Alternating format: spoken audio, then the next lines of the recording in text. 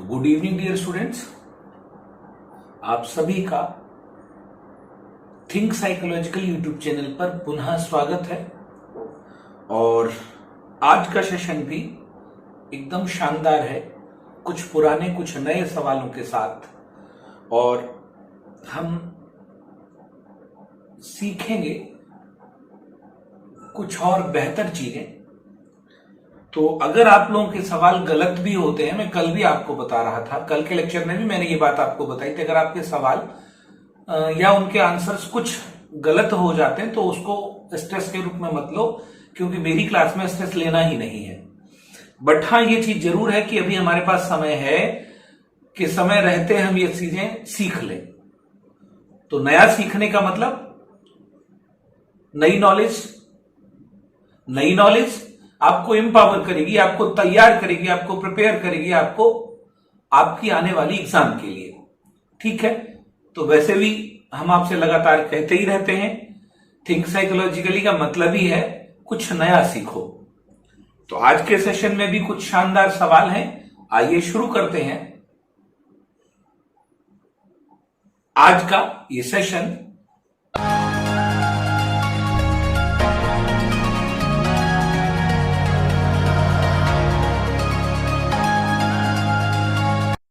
पहला क्वेश्चन आपकी स्क्रीन पर है। शिक्षण सूत्र पथ प्रदर्शन करते हैं जिसमें सिद्धांत से व्यवहार में सहायता के लिए अपेक्षा की जाती है, यह परिभाषा है। बच्चा लोग, ये सारे के सारे सवाल पेडागोजिकल हैं, राइट। पहला ही सवाल लिया है टीचिंग मैगजिम्स को लेकर। शिक्षण सूत्र पथ प्रदर्शन करते हैं जिसमें सिद्धांत से व्यवहार में सहायता के लिए अपेक्षा की जाती है, परिभाषा है कमेनियस की, रेमंड की, स्पेंसर की, ऑक्सफोर्ड डिक्शनरी की। मुझे पता है अगर आपने इस सवाल को सुना होगा तो मेरे ही किसी सेशन में सुना होगा, ऑफलाइन, ऑनलाइन या फिर कहीं और। आज ये सारे लोग सीखेंगे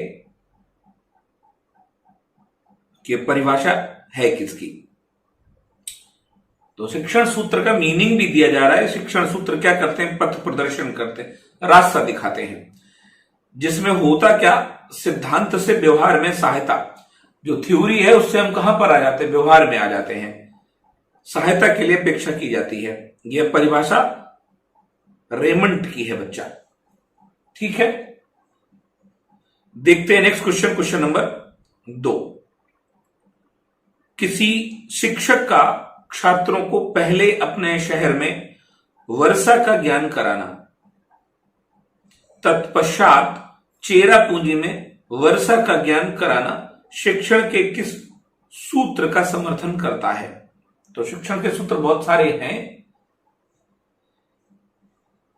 4 विकल्प में दिए गए हैं। विशिष्ट से सामान्य की ओर, पूर्ण से अंश की ओर, मूर्त से अमूर्त की ओर, प्रत्यक्ष से अप्रत्यक्ष की ओर। अनुमान लगाकर भी आप बता सकते हैं। किसी शिक्षक का छात्रों को पहले अपने शहर में वर्षा का ज्ञान कराना, पहले अपने शहर में। तो जो पहले कर रहा है इसका मतलब ये सामने दिखाया जा रहा है। अब इसके बाद क्या हो रहा? चेरापूंजी में वर्षा का ज्ञान कराना सामने है, और ये कहां है? ये कह सकते हो पीछे है। तो अब जो सामने है वो क्या है? वो है आपका प्रत्यक्ष, डायरेक्ट। और पीछे कहां है? ये है आपका प्रत्यक्ष, जिसे कहते हैं आप डायरेक्ट टू इनडायरेक्ट। तो प्रत्यक्ष से अप्रत्यक्ष, 4th इज राइट। ठीक, चलिए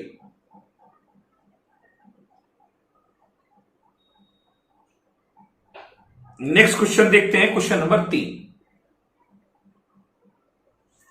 विश्लेषण बालक को किसी बात को डैश में सहायता प्रदान करता है, जबकि संश्लेषण उस ज्ञान को डैश रूप देता है।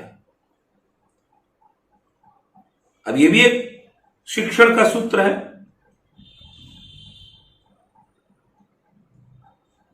कौन सा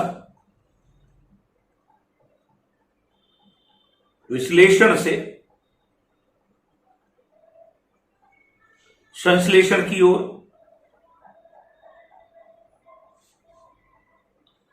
तो अब इसमें है क्या, जो विश्लेषण से संश्लेषण की ओर चलता, तो विश्लेषण में बालक को किसी बात को डैश में सहायता प्रदान करता, तो विश्लेषण क्या करता होगा भैया, क्या सहायता करता होगा, और संश्लेषण उसे कौन सा रूप देता है, ये पूछा जा रहा। पहला विकल्प है समझने, निश्चित। दूसरा है स्मरण रखने, समझ का। तीसरा है परखने, व्यवहारिक। चौथा है व्यवहार और सामाजिक। तो अगर हम कहें फिल इन दी ब्लैंक के सवाल थोड़े से टेक्निकल माने जाते हैं। अगर आपको बहुत डिफिकल्टी लगती है तो आप इन शब्दों को एक पेंसिल पेपर से लिख भी सकते हो आप। अगर मैं कहूं आपसे कि विश्लेषण बालक को किसी बात को डैश है, तो हम लिख लेते हैं पहला वाला, समझने में सहायता प्रदान करता है, जबकि संश्लेषण उस ज्ञान को निश्चित रूप देता है।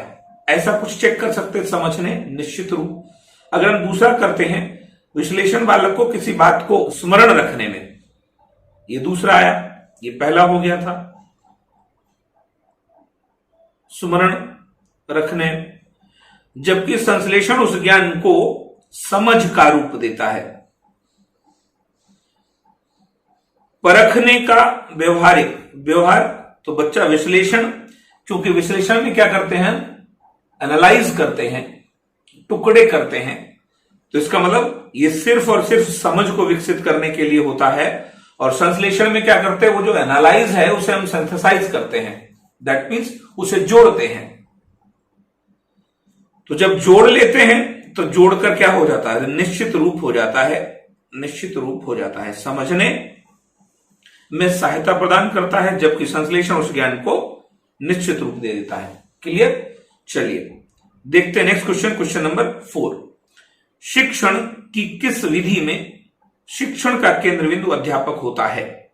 आगमन, विश्लेषण, व्याख्यान, खेल विधि। इसे तो आपको पक्का आना चाहिए। ये कौन सी पूछी जा रही है? पूछी जा रही शिक्षक केंद्रित, टीचर डोमिनेटिंग। तो आगमन, इसमें कैसे बढ़ते हैं? इसमें तो हम उदाहरण से बढ़ते, तो ये तो नहीं है। विश्लेषण में क्या है, टुकड़े करते हैं, इसका मतलब इसमें भी नहीं है। व्याख्यान में देख सकते हो खेल भी नहीं है, व्याख्यान आपका थर्ड होगा। टीचर डोमिनेटिंग होता है व्याख्यान। क्लियर? देखते हैं नेक्स्ट क्वेश्चन, क्वेश्चन नंबर 5। ह्यूरिस्को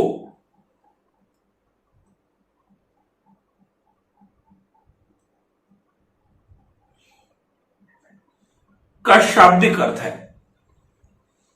मैं कार्य करता हूं, मैं सीखता हूं, मैं खोज करता हूं, मैं शिक्षण कार्य करता हूं। तो सबको पता ह्यूरिस्को ग्रीक वर्ड है जिसका आशय ही होता है मैं खोज करता हूं। ह्यूरिस्को से ह्यूरिस्टिक विधि बनी हुई है और ये इसी पर आधारित है। ठीक है, क्वेश्चन नंबर 6।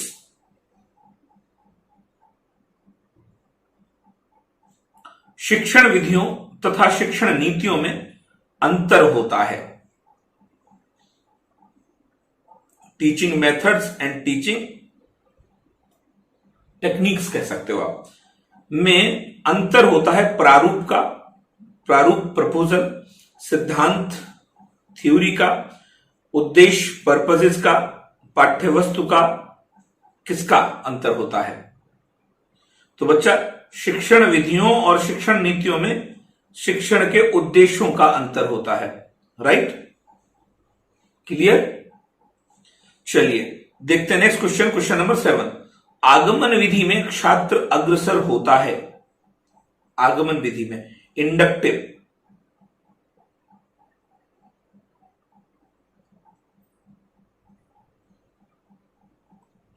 छात्र कैसे बढ़ता है? विशिष्ट से सामान्य की ओर, सामान्य से सामान्य की ओर, विशिष्ट से विशिष्ट की ओर, सामान्य से विशिष्ट की ओर। Answer please.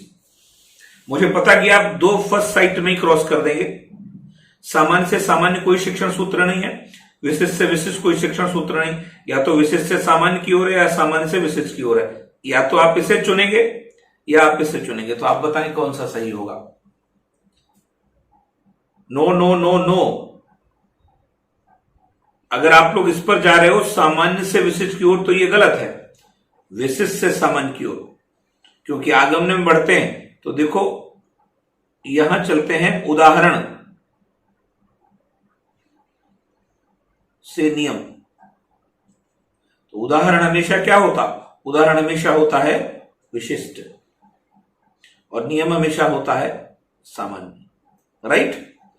ये चलता है आपका आगमन में और ये चलता है निगमन में। बच्चा ये कहां चलता है, निगमन में चलता है। आगमन का पूछा गया था तो फर्स्ट इज राइट।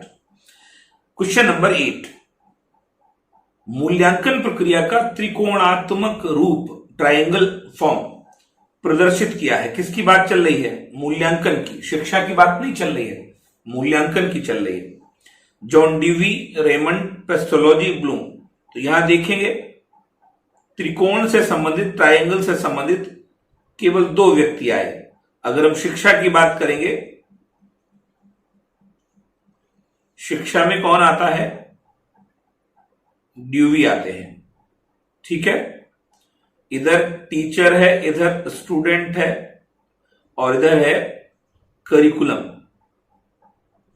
ये है इनका। लेकिन अगर हम मूल्यांकन की बात करेंगे तो मूल्यांकन से कौन जुड़ा हुआ है,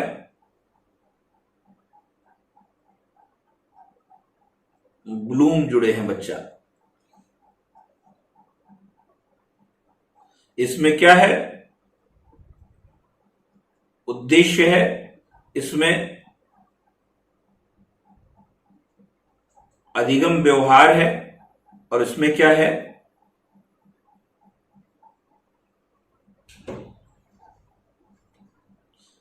अधिगम की क्रियाएं हैं ये, और इसमें है अधिगम व्यवहार। ठीक है।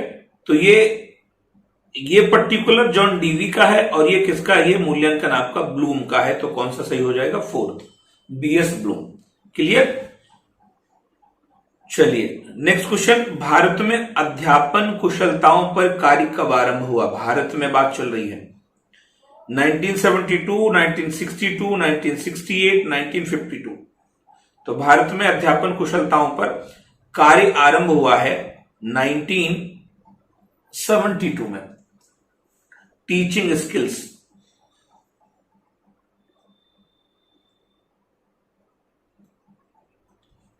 ठीक है, 1972 पर कार्य हुआ है। चलिए नेक्स्ट क्वेश्चन, क्वेश्चन नंबर 10, शिक्षण प्रक्रिया का अंतिम सोपान, लास्ट स्टेप। उद्देश्य निर्धारण, मूल्यांकन, अधिगम, उपयुक्त में से कोई नहीं। Answer please. शिक्षण प्रक्रिया का अंतिम सोपान है उद्देश्य निर्धारण, मूल्यांकन, अधिगम, उपयुक्त में से कोई नहीं। Very good. दूसरा है मूल्यांकन। शिक्षण प्रक्रिया का अंतिम सोपान होता है मूल्यांकन करना। ठीक है, आइए देखते हैं नेक्स्ट क्वेश्चन, क्वेश्चन नंबर 11, प्राथमिक स्तर पर कविता शिक्षण का सशक्त माध्यम है। पठन, व्यास शैली, व्याख्यान विधि, सस्वर। Answer please. कविता का पूछा जा रहा, कविता हमेशा सस्वर होती है। 4th is right.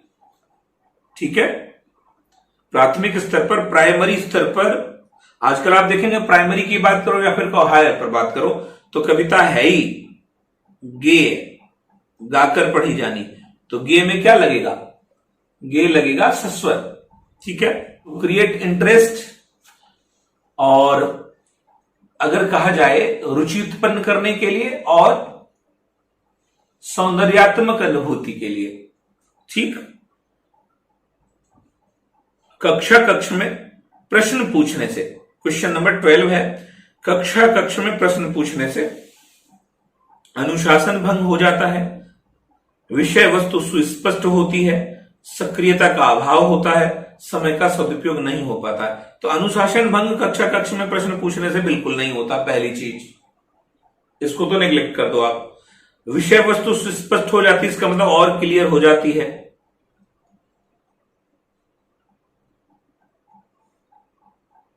और बेहतर, तो ये लग रहा पॉजिटिव है। सक्रियता का अभाव, अभाव माने कमी, जब प्रश्न पूछ रहा तो अभाव कैसे हुआ। समय का सदुपयोग नहीं हो पाता, कौन कहता है, दूसरा सही है। विषय वस्तु ज्यादा स्पष्ट हो जाती प्रश्न पूछने से, ठीक है। इसलिए आपकी क्लासरूम में ज्यादा से ज्यादा एक्टिव होने चाहिए बच्चे प्रश्न पूछने के लिए। तो जितना भी पेडागोजिकल प्रश्न बनेगा उसमें ये चीज जरूर पूछी जाएगी। जब आपकी कक्षा कंप्लीटली शांत है तो सोच लेना शिक्षण अच्छा नहीं है, और जब आपकी कक्षा के हर बच्चे प्रश्न पूछने के लिए उत्सुक हैं, हर बच्चा प्रश्न पूछने के लिए उत्सुक है, जिज्ञासु है, तो सोच लेना बहुत अच्छी टीचिंग चल रही है, ठीक है। आइए देखते हैं नेक्स्ट क्वेश्चन, क्वेश्चन नंबर 13। बालक एक अविकसित पौधा है जो शिक्षक रूपी माली की देखरेख में अपने आंतरिक नियमों के अनुसार विकसित होता, यह कथन किसका है। कथन का की पॉइंट एक है पेस्टोलॉजी, फ्रॉबेल, कुक, मॉन्टेसरी। अगर कहा जाए बालक एक अविकसित पौधा है तो यहां कॉम्बिनेशन करो आप, बालक नन्हा पौधा, एक कॉम्बिनेशन में निकाल लिया यहां पर। शिक्षक रूपी माली, शिक्षक माली की देखरेख में अपने आंतरिक नियमों के अनुसार विकसित होता। एक और बचा हुआ, अगर हम दो पर ही फाइंड आउट कर लेंगे तब भी निकल आएगा, फ्रॉबेल का कॉन्सेप्ट है। विद्यालय क्या है, बगीचा है, ऐसे करके भी आप निकाल सकते थे ये। फ्रॉबेल किंडरगार्टन के या किंडरगार्टन के जनक है, वो दोनों शब्द सही मान लिए जाते हैं। वैसे तो वो एक्चुअल में किंडरगार्टन है, जर्मन भाषा का शब्द, लेकिन वो अंग्रेजी में किंडरगार्टन भी कहा जाता है। तो उसमें उन्होंने ये दिया है 3 टर्म कि बालक क्या है, एक नन्हा पौधा है, शिक्षक क्या है, एक माली है, और विद्यालय अथवा पाठशाला क्या है, एक बगीचा है। तो इस अनुसार अगर कहा जाए तो एक बालक का विकास आंतरिक नियमों के अनुसार होना चाहिए, जो उसमें है स्वाभाविक, स्वाभाविक नेचुरल डेवलपमेंट की बात चल रही है। तो ये किसका कॉन्सेप्ट था, ये फ्रॉबेल का था। Next question, question number 14। Friedrich Froebel द्वारा लिखित किताब नहीं है। तो फ्रॉबेल के द्वारा कुछ किताबें लिखी गई हैं, बट पूछा जा रहा कौन सी किताब नहीं लिखी उन्होंने। मदर एंड प्ले सॉन्ग्स, तो आपको पता होना चाहिए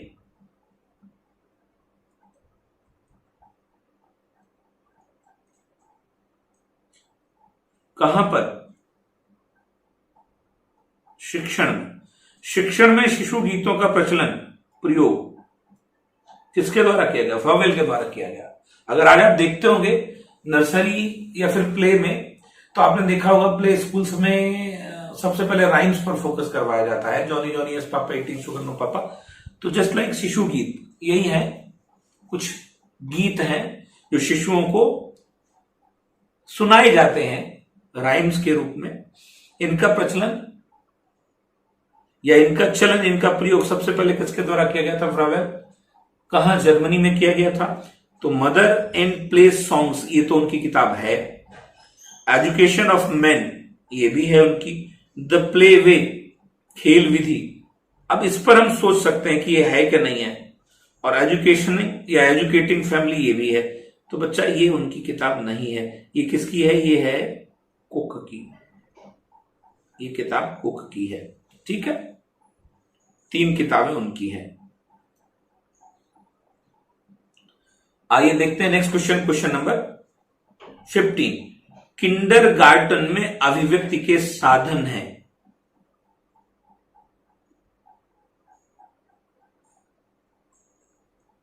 किंडरगार्टन, 2 शब्द हैं,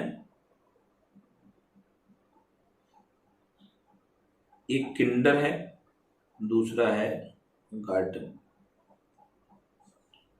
ये बाल है और गार्डन का मतलब है बाड़ी या फिर कहिए आंगन। तो बालवाड़ी आंगन टाइप का एक स्कूल है जिसमें गीत की बात अभी हो चुकी, तो गीत तो है, गति एक्टिविटीज हैं, रचना है, उपयुक्त सभी है, ऑल द अबव, राइट। अभिव्यक्ति के साधन गीत भी हैं, गति भी, मोशन भी है, रचना भी है और उपयुक्त सभी हो गए। क्वेश्चन नंबर 16, वर्डन स्कूल की स्थापना की। वर्डन, Montessori, Froebel, pestology, Harvard. वर्डन school की स्थापना किसने करी है बच्चा? अब इसमें ज्यादा सोचना नहीं है, अगर कहा जाता है ये किसने करी है तो पेस्टोलॉजी ने की है। ठीक है, कौन सा स्कूल? वर्डन स्कूल। ठीक, चलिए नेक्स्ट क्वेश्चन देखते हैं। क्वेश्चन नंबर 17, मंद बुद्धि बालकों के लिए प्रथम पब्लिक स्कूल की स्थापना की। किसकी बात चल रही है? मंद बुद्धि, मेंटल रिटार्डेड बच्चों के लिए पहला पब्लिक स्कूल किसने बनाया है? सैगविन, मॉन्टेसरी, फ्रॉबेल, पियाजे। मंद बुद्धि बालकों के लिए सबसे पहला स्कूल किसने बनाया है? तो बच्चा सबसे पहला स्कूल बनाया है सैगविन ने। ठीक है, इनको लगा सबसे पहले कि मंद बुद्धि बच्चों को भी सिखाया जाए। Next question, question number 18, Montessori पद्धति का विकास मॉन्टेसरी द्वारा विशेषता किया गया था। सामान्य बालकों के लिए, पिछड़े बालकों के लिए, प्रतिभाशाली बालकों के लिए, उपयुक्त सभी के लिए। आंसर प्लीज सोच समझ कर लगाइए। तुक्का तो कतई मत लगाइए, मतलब बाकी जगह आप तुक्का लगा सकते हो लेकिन यहां कतई मत लगाइए।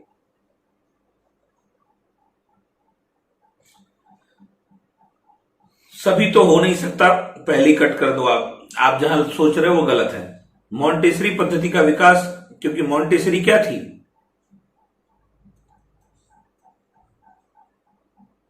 बाल चिकित्सक, पीडियाट्रिशियन। तो ये बनाई थी इन्होंने पिछड़े बालकों को सिखाने के लिए। ठीक है, चलिए देखते हैं नेक्स्ट क्वेश्चन, क्वेश्चन नंबर 19, देखो सुनो और समझो के सिद्धांत पर आधारित विधि है। देखो सुनो और समझो के सिद्धांत पर आधारित विधि है। व्याख्यान विधि, प्रदर्शन विधि, खेल विधि, कहानी विधि, बताओ आप। देखो सुनो और समझो, देखो सुनो समझो पर आधारित। व्याख्यान, प्रदर्शन, खेल, कहानी। कहानी बिल्कुल नहीं है बच्चा, यह है प्रदर्शन, डेमोन्स्ट्रेशन, करके बताया जाता। राइट, तो जब करके बताया जाएगा तो देखना भी है, सुनना भी है और समझना भी है।